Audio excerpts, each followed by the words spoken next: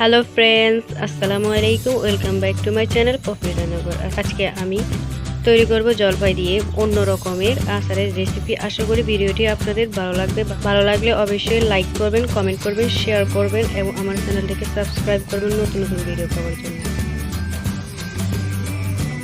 খুব সহজেই জলপাই দিয়ে অন্যরকম একটা আচারের রেসিপি তৈরি করতে যা যা লাগবে: জলপাই নিয়েছি 500 গ্রাম, লবণ 1 চা চামচ, হলুদ গুঁড়ো 1/2 চা চামচ, পরিমাণ মতো সরিষার তেল। আমি প্রথমে জলপাইগুলোকে ছুরি দিয়ে কেটে নেব।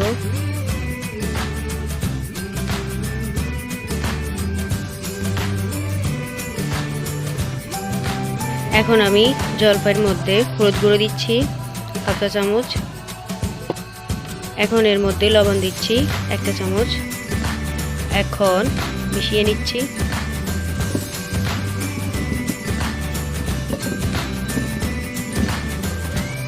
এখন আমি বড় একটি প্লেটের মধ্যে জলপাইগুলো নিয়ে রোদে শুকাতে দেব।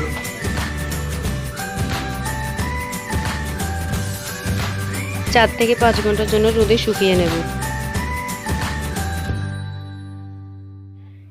এখন আমি জলপাইগুলোকে একটি বয়ামে নেব।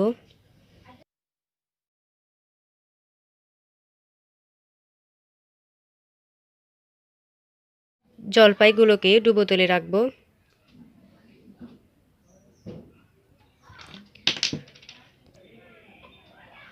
অন্যরকম এই জলপাইয়ের আচারটা আপনারা প্রায় 1 বছর পর্যন্ত সংরক্ষণ করতে পারেন। তেলে রাখার কারণে কাঁচা জলপাইগুলো তেলে মজে আসবে এবং আপনারা 2 মাস পরেই জলপাইয়ের মাখা তৈরি করে খেতে পারবেন। খুব সহজেই জলপাই দিয়ে অন্য রকমের আচারের রেসিপিটা তৈরি করে ফেলতে পারেন।